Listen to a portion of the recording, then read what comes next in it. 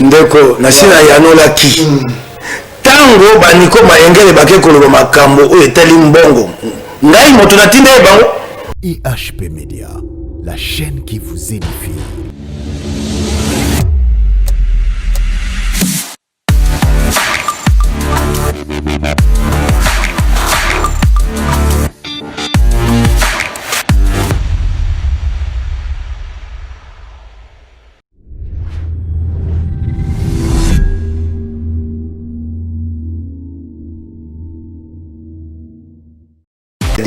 Ngai ko ngaba pété te so na ba pété ata posa ba pété aka ba pété ngai ko sa musa ba pesa musa ba futa yanga ko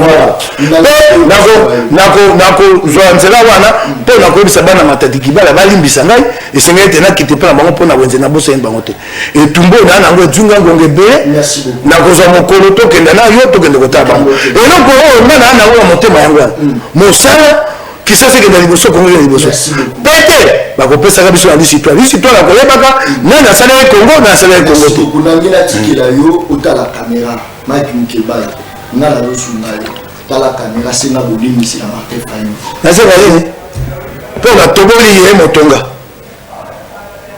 atindi bato ba finga te ngana yanoli wa ko bisana na senge bolimi pour la tobola ki motonga ngana leki na bi makalis. Oh, pas que baba ko baba to ide pèse ba teliba mais pas il faut le la justice no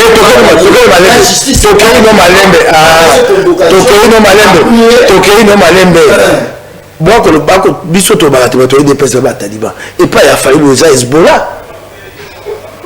Hezbollah pour avoir posé une contradiction fatwa contre Mukeba c'est pire qu'à l'UDPS. Fatwa pour avoir posé une contradiction. C'est comme ça que nous allons gérer le Congo. C'est ça le changement. Une contradiction, s'il vous plaît. Merci. Rien que ça.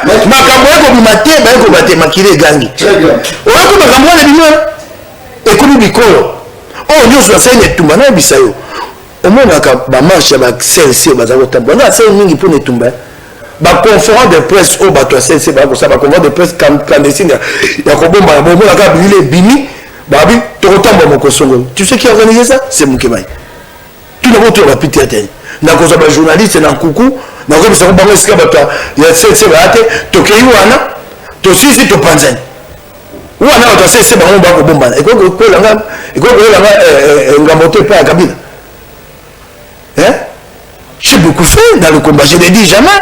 Nayaga ko ba ngote puis on nous monte pas senga mostara moli moné pe manekimi pare j'ai organisé toutes ces conférences de presse clandestines du CLC toutes les conférences de presse clandestines. Très bien.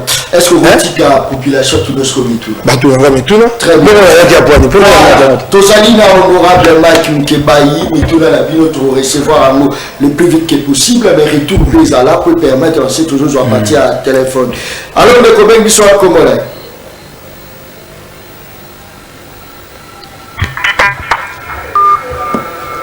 Voilà, je crois que na Fongola est déjà téléphone nangai tout l'andeko. Voilà. Je pense que alors le combien qui sont à Comolais. Allô.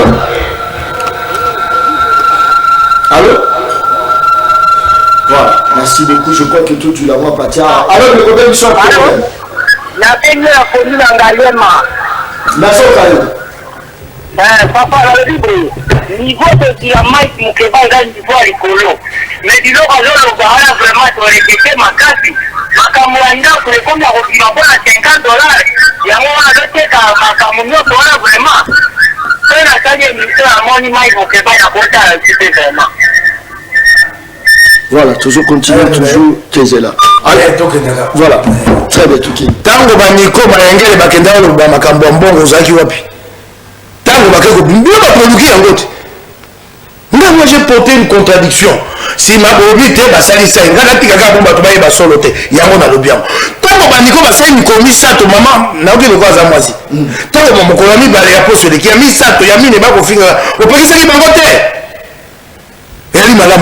J'ai été lynché médiatiquement pendant 3 jours dans la moitié pour boire le monde de la Gabon. Alors, de combien de soins comme on est?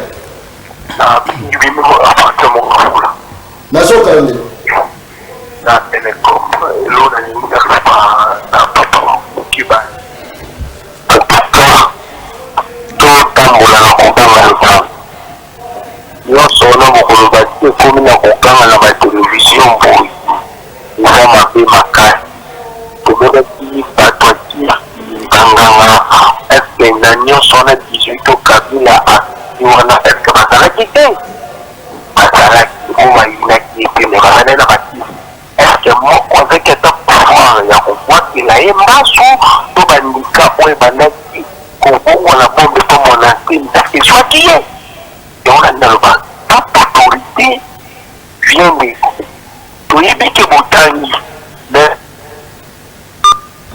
voilà ndeko akei tezela wana te tikana ya nola te dikamuka obite allo ndeko obengi so komola na beki bino na bajadinga na Silemba ukombo na ngai Claudie nazoka honorable makambo honorable komotakanda liboso boye komobimisa na basekele bosale na baninga eleka kalakala komobimisa ti na televizio honorable tolingaka yo mingi tia na se kotakanda liboso te honorable politique façon wamona nango bongo te honorable pardon vraiment tia na si yango kalingi naloba là il y a un bon ndeko abi toute autorité vient de dire ah ya makambo bibliate ya makambo politique ame mangala ndi makambo bibliate ya wana ya liboso ndeko wa bina tia na sendeko ngana kotia na sata sikoyo bo kaka nde bo loba nanga bo bisa pe fayulu nani koma engel kaka ngai moi j'ai été victime je suis en légitime défense 3 jours durant bobenga bango boyebisa bango sikoyo babi na bacommunicateur na bango baloba esu te bakoma osomba bamercenaire Yves Bouya Daniel Esaf boyebisa bango batika mpo na nini bokoyebisa bango te o na nini bokoyebisa bango te oyo nyonso bana baluki yango bango te ntango Daniel Esaf alamuki na ndako na ye asali video alobi te ngai nalandi soki akoba nini nalandi ndaka yo oyokaki ye te obengoki ye te ndeko mpo opekisa ye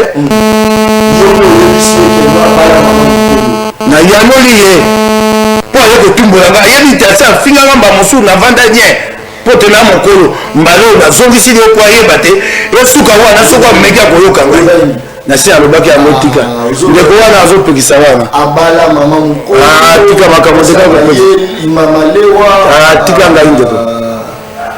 ngai yo kotia esu moto wana kotia moto okotia esu mafuta na moto tuna landa mituna nakoba esu makambo wana te nalobaki yango na kanda bato oyo bezokisi bango motema balimbisa ngai alingaki omekisa mingi kanda esalaki ngai alondekokima mosika télévision na yo tozoka yo je m'appelle Kalemba.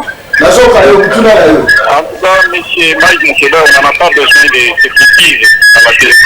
Voilà, je pense que nous avons tout le monde tous années dans Posa Nango, pour ça. Moi bien ma casse, toujours. Allez, le problème soit comment là? Allô, bonsoir. Bonsoir là. Na bei na barumondo ko iko na za Posa na tuna honorable ndinga zawana. Mama kamnyosa zulu bawana na kati ya television. Soki abosa ni mulamo la muka lelo. Ignore bango, azolobaka mabe na bango. Sikoyo bolamu nino azolobela la muka pour le moment. Soki atie kanda liboso.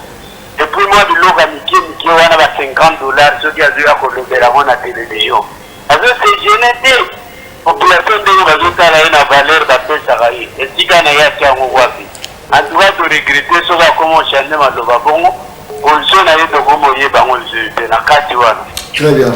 Ndeko nasina yanolaki tango baniko mayengele bake koloba makambo oyo etali mbongo ngai moto natinde bango wana bopelisa bango te kasi na yanoli misi makambo wana mpo namoni bakomosaka ngai aza lokuma kobatela te moi je pas de l'honneur à préserver tango bango balobi mikolo misato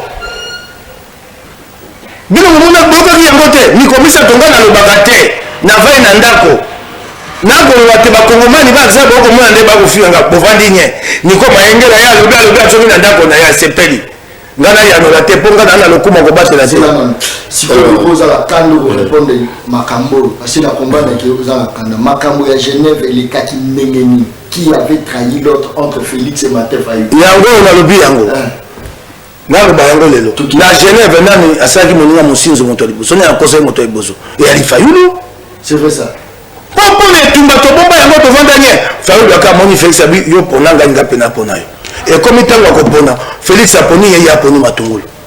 Félix a comment tweet abi loba solo na kombo ya nzambo to tsambela ke pa Hollande alo. To kana ki naoni. Ayanola. Ko to bomba ki ngo poni tumba. Mukebai. Komi akashite. Na ko dosa ni kuna.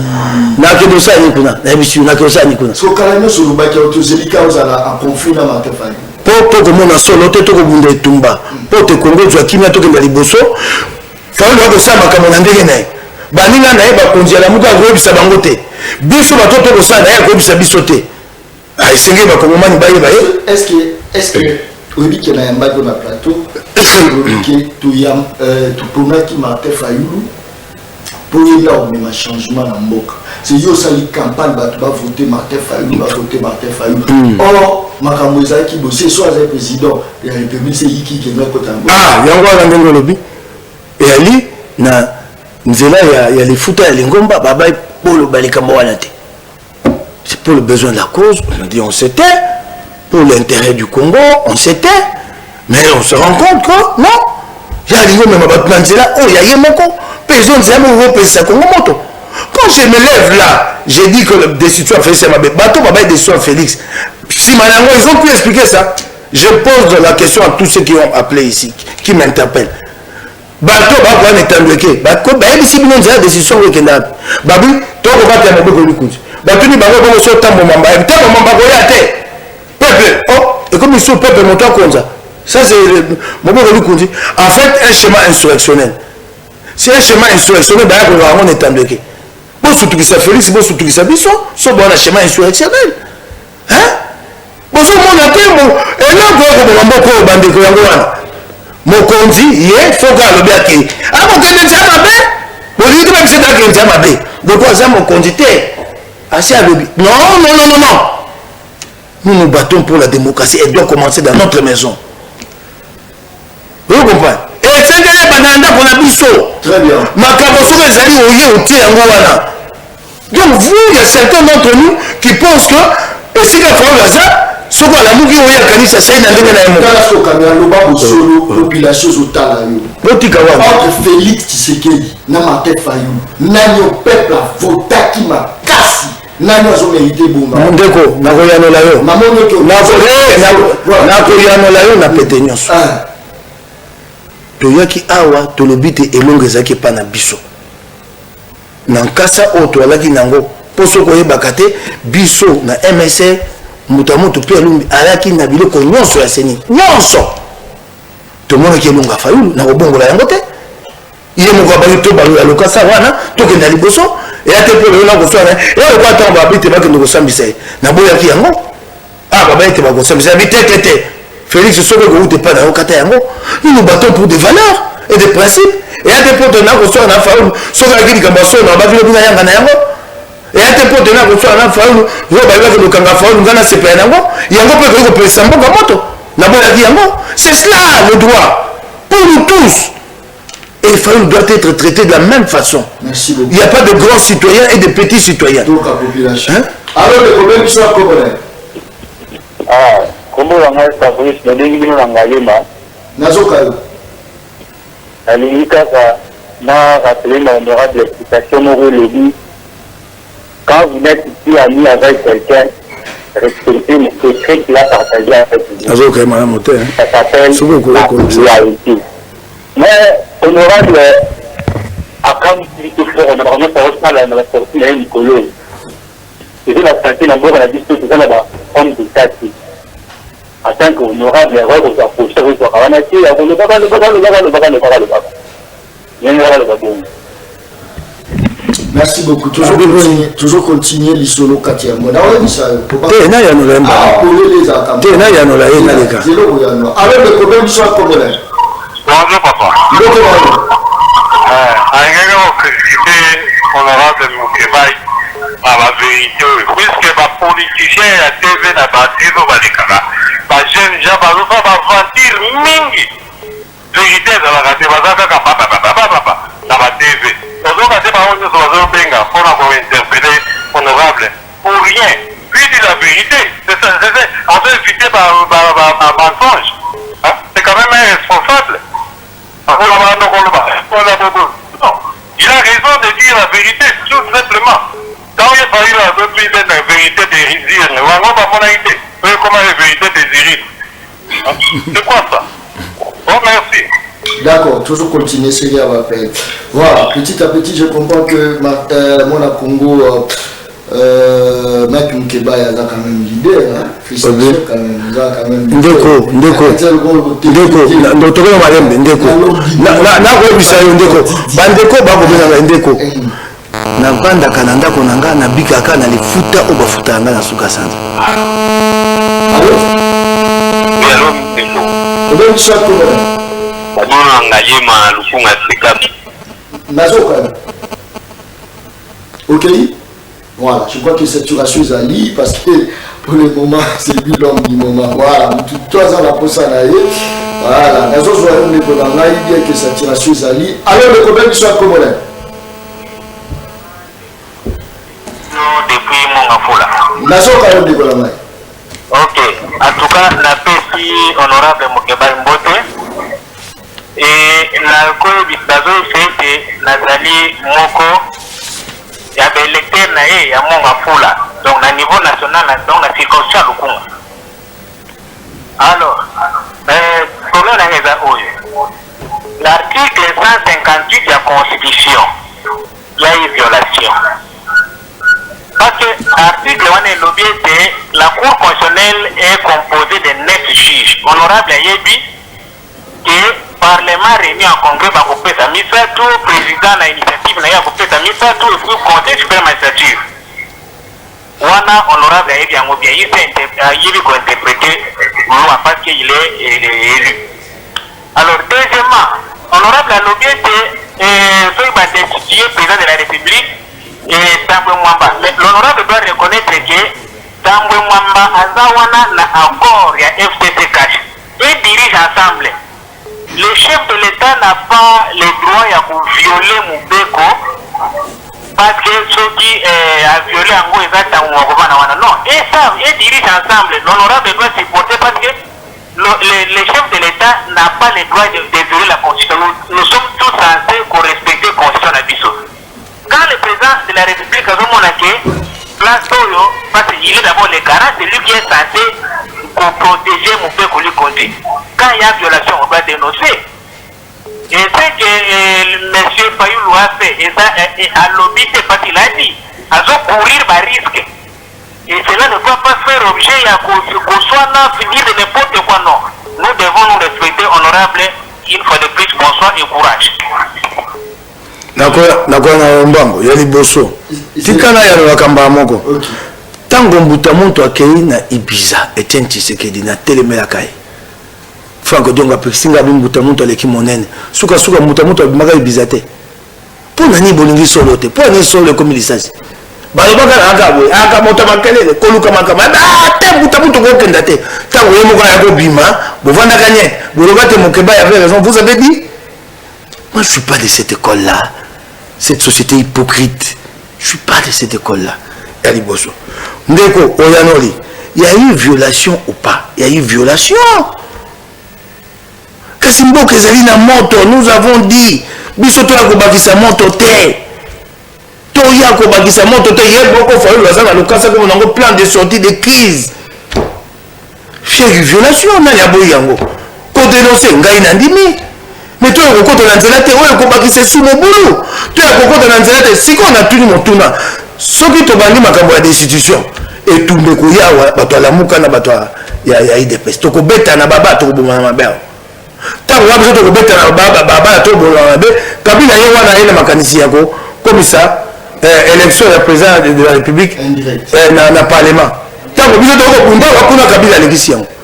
Il y a des pestes qui ont été dans la banque, tu sais pas, tu pas mal à tango tokomi na mibeko ya minako na rosa idepesa te makite engo baboni engo bate idepesa makambo mosusu alakisi biso te akofungola kabila nzela te esengeli toyeba kokota na mwa mabisu wana mike kote kongo kende liboso totikaka totene esika toalaka yango naobiawa banda kongo ezi bonsomi eyaka be koswanaka ya politique koswanaka mikonso epai tokokenda sikoyo tokoyeba te mapona ndenge osala tokoyeba te mo toyebakisama lisusu te ndeko. Voilà, Jim Pata, je pense que tu connais aussi proposer un élément, moi quand tu as mis balai, on a des bases émissions la vie associée à la population, en tant que leader de la mission, apparemment c'est comme si nous souffrons d'un problème sérieux, le problème d'homme, la Katia Komi. Bilo sa priorité, sa prioritaire, toujours qui paie à moitié. Nous avons la population toujours qui paie à moitié. Débat échangé, débat à la télévision échangé. Voilà, merci beaucoup. Toquez rapidement Gilles Bada. Bon, naïbité ceux qui biloko Congo qui tire les lots, ceux qui quittent qui lobby. Pendant notre son basa qui a loso na 40 000, sukali na sombi na 89 000, babiscuit oyo. Ezaka na 4500, tous autres bénéficient à 300 francs. Neti miliki oyo 1300, tote ka 1400 francs, tous autres 400 francs pamba. Kobele kutu mikolo ezo mona na te. Ezo mona na te, c'est que biloko ezaka ya komata mwana ngai. Toza penza ya kusepela te. Ezo mona. Savo o ezalaki o to bando so mango na 9000. Oh génie. Génie komi ba 10 000 quelque. Ba 10 000 places mususu les coques ezo ya komata biloko se ya komata papa peut-être koki kokita mais pour le moment na ne kitite ngana mwe na lelo kita te ya na yebite osengani ya baba non c'est tozo senga kaka papa biloko ekita papa depuis ba élection ngo isalami to kanisa ki changement ekozala mais tozo mona donc to komi plus pire par rapport ndé ku toza ki liboso dollar ezo kitate ata basali moi air moko baba sala ko kitsa dollar mais biloko kitaka te biloko ndenge ezalaki ezaka bongo donc mati kutu koleka ata tozo teka tozo bénéficier te comme si batongo to votaki po bango kaka ba. Voilà, je pense que honorable Ucholana wa bato ba vota bino omoni bilili oyo olakisi eyano epai ya bato bakobate mokeba ya akokenda idps akokende pa félix akoka kobongisa mboka te manaka etali kolia ya bato misala na bango ngai sika nakende pa na ye te tikana sisaka yano tikana sisaka ya tika sika bila na ye na 2023 ozaboni ngai nakenda kuna mpona kende kumba bila wana ngai nde joba na 2023 ngai avai na ngai nakosala mosala na ngai na assemblée mpona mema babila na ngai te nake kolata oyo ya félix eyano oyo bato bakobana te nakokenda epai idps yango wana moi je vais aller partager le bilan de l'UDPS répondra félix soki akozala su candidat akoyebisa bakongomani mosani asali oyo wana eza mboka ekokufa mikolo nyonso pasi ekomata mikolo nyonso akoyanola ye moko akoyanola nanga te bino bozoyeba te vous comprenez pas John bato boyona bwana pasi ngai naza na idps te il faut nous passer des passerelles stratégiquement etumba oyo tokobunda yango mpo otema pronomination lesala mafongola ya maboko ya félix mpo otasala ordonnance. Moi je pars allier l'UDPS pour que nous commissions bilan à Bango. Les gens doivent s'élever. Il s'agit, il y a une passerelle stratégique pour qu'enfin les Congos soient libérés. Ce n'est pas d'aller dans le bien. Félix. Non. Tout quitter dans la balabala. UDPS a quitté la balabala. Félix a dit, j'ai entendu le peuple. Et passerelle stratégique. Biso Tokiti, Bango peut bakiti, Félix akati likambabi na kotia malonda te. Ça on ne peut pas le faire pour le Congo. Il faut continuer à être cabré. Là. Moi je serai jamais là-bas. Ça ne m'intéresse pas. Je suis la Mouka, je reste dans la Mouka. pas Lamuka Hezbollah. Bango babengendo des choses qui n'amakata. Nabina yobo. Yango wana likambo. Yango likambo te yokana bisa na keno malembe. Yango wana kokabula bato. Lamuka yali ya Fayulu te e ya Katumbi te. Lamuka eza ya bato banso balikuna yali ya bakongomani. Yali liboke moko te ya bato zomi baliki netando eke babi babengani Mokebai. Okingai ngana tikali ko compromettre l'intérêt de la Lamuka. J'ai pas compris compromis les intérêts de la Lamuka. Ni pas. Na okinde ko moko abi na bosa ni bola mwa Lamuka. Ndeko nakata lisanga esalaka baninga pe basai. J'ai aussi beaucoup fait pour Lamuka. Reconnais-le aussi. Beaucoup fait. Na ya wate pona ko beta to. Makamoso na saga o ezaka nkuku ebanite na kwa ko bangwate. Et commenter le quoi, Lamuka, il ne faut pas concevoir les choses comme ça. C'est mutuel. Et ensemble, nous faisons avancer le Congo. Et comme il le quoi, on n'a pas mis la nyongo. Tout le monde a un nyongo, tête. Beaucoup ça, ngai pena ko ça, ba ko ça la bino pe beaucoup ça. Bino baso, ba to ça ka makasi la muka bana. Bino ba to bokitaka na baba. Sikato ba ko biso to ba konzibi bo atina te. Vous qui vous mobilisez dans la rue, c'est vous la Moka. Donc on va penser que moi, Moukeba, j'ai plus fait que vous. Et comme il se trouve tout entre lui et le peuple. Et à Kabongote, c'est mutuel. Dans la zone, c'est Lingomba Makasi. Lingomba peut être ça Makasi. Voilà. Quand on a un boloko, Lingomba.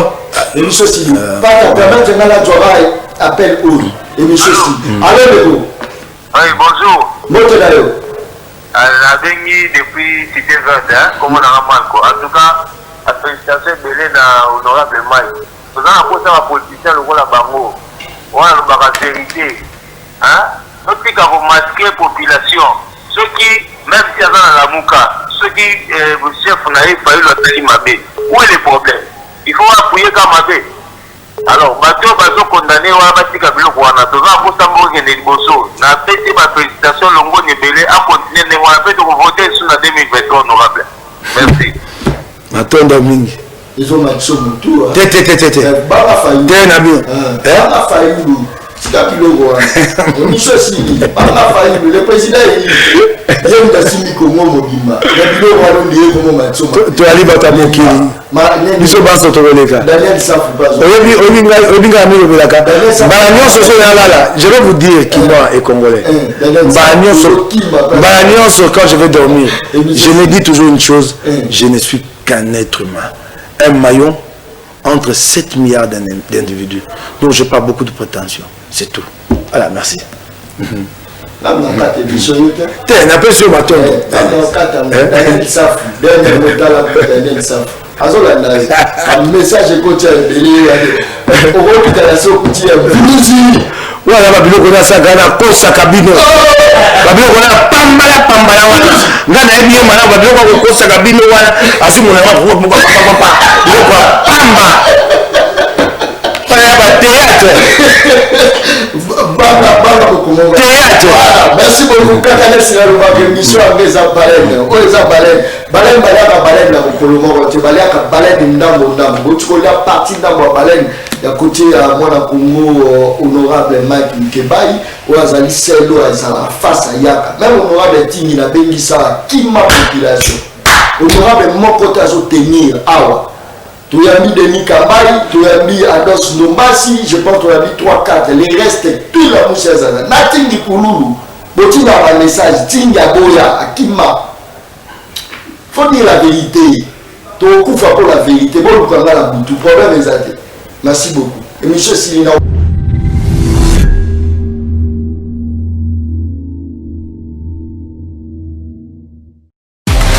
IHP Media, la chaîne qui vous édifie.